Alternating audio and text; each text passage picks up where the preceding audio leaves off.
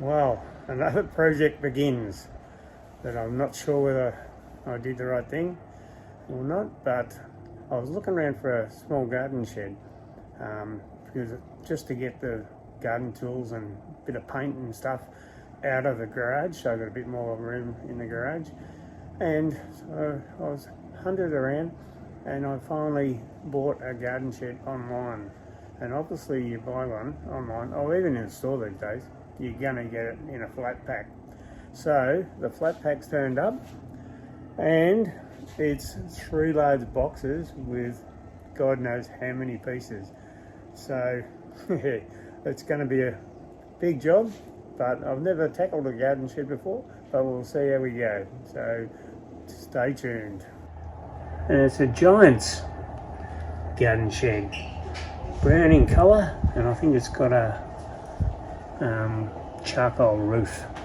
There we go.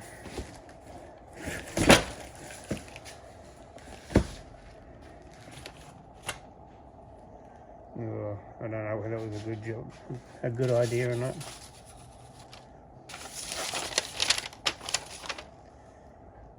There's just some of the parts. What have we got in this box? Oh. Well, there's the panels. So that's probably all that's in that box. And mind your head. Oh, yeah, I don't think it's very high. But here we go.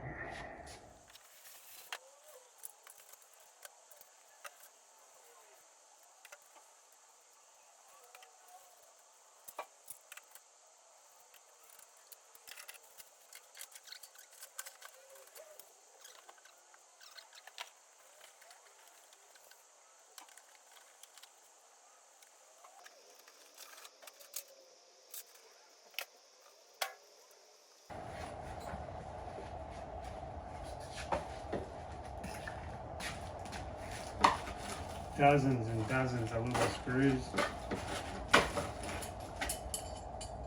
Oh, it's got a lock. That's good. Not sure what they are.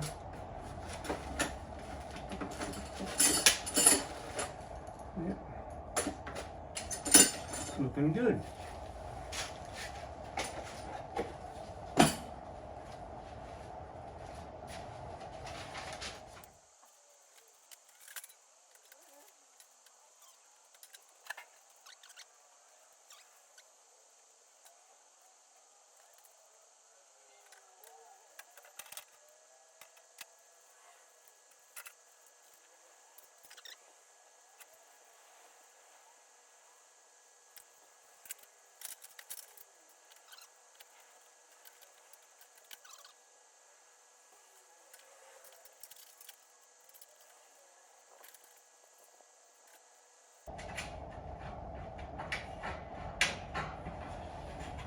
First joint.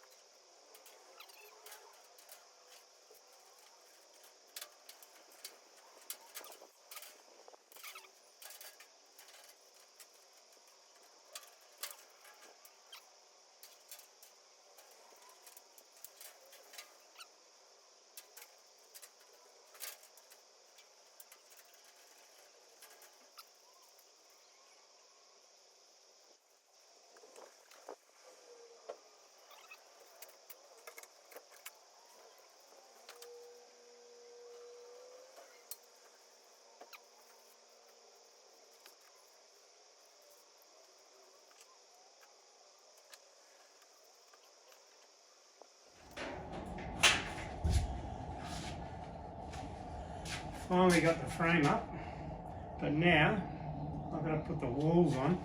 But before I do that, because there's a million little screws, I've got to put all these little plastic washers on the screws that hold on the wall, and there's hundreds of them. Probably not hundreds, but a lot. So I think I might have a lunch break.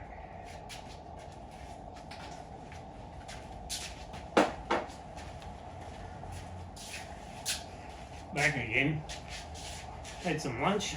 It's already 2:30, so it's taken a while, longer than I thought, but anyone that puts flat packs together deserves a medal. Charge as much as you want. Anyway,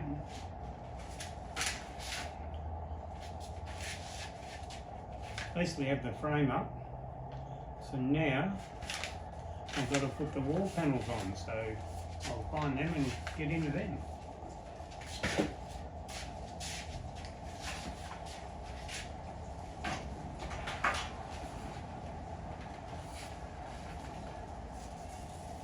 Number one.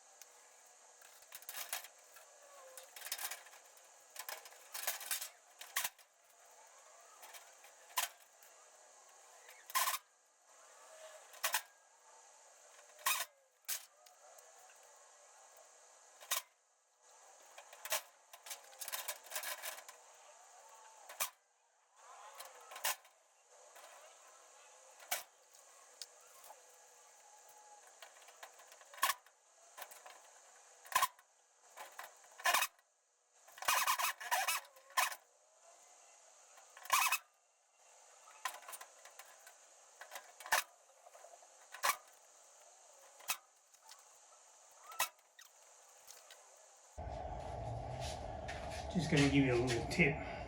When I first started, I was pulling each one of these washers apart separately and putting on the screw.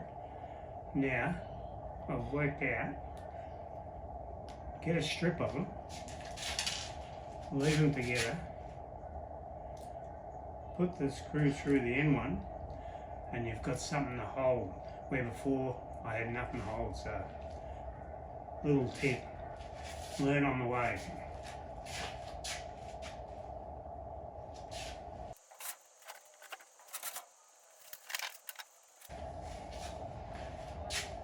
Another little tip. You see me putting the screws in my mouth, I'm not eating them, I'm just holding them in my mouth.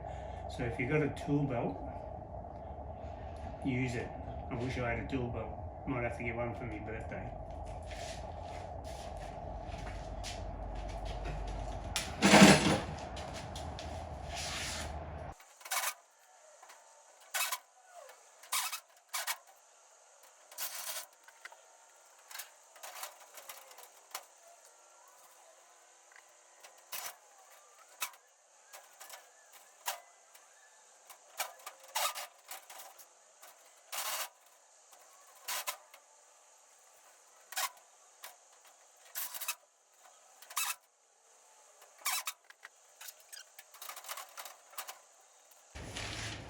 Now we're going to tackle the roof.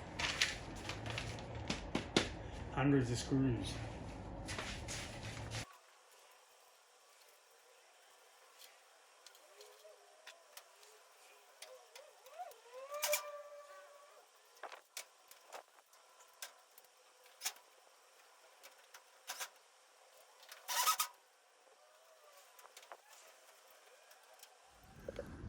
Tip number 2 with putting the shed together.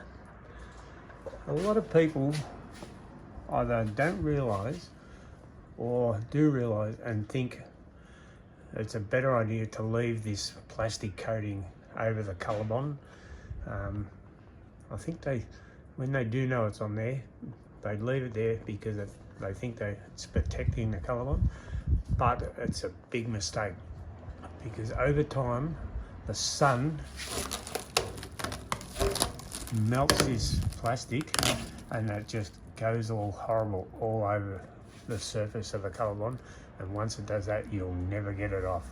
So it is a pain removing it, because I reckon it'll take me as long to remove all the plastic as it did to build the shed, but it's worth every bit of it, because if you leave it on there you will regret it forever.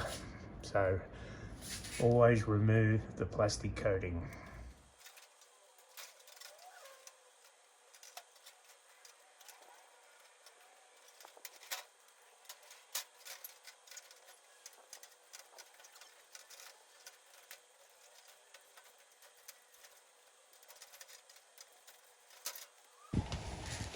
Now I'm going to tackle the doors.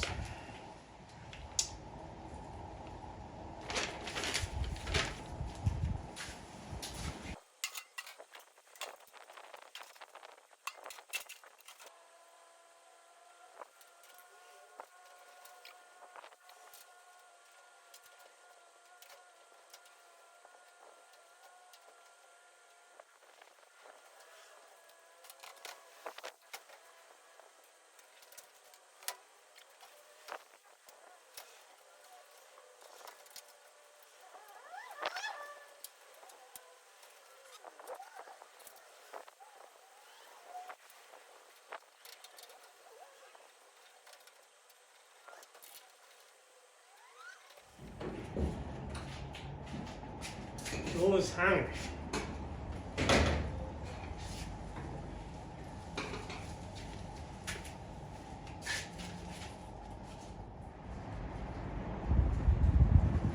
There's a reason I'm using a screwdriver instead of a drill too. Because of the metal's so thin, with a screwdriver and the drill, you're trying to screw them in, you can strip them real quick. But with the screwdriver you just put enough pressure on it so that it doesn't strip the hole. And if you strip it, you only get one chance. The screw goes in, or it just spins around.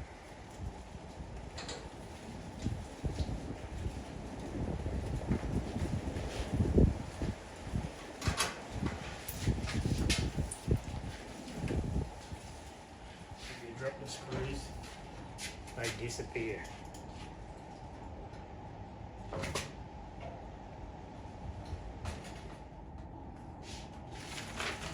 Well, that's it.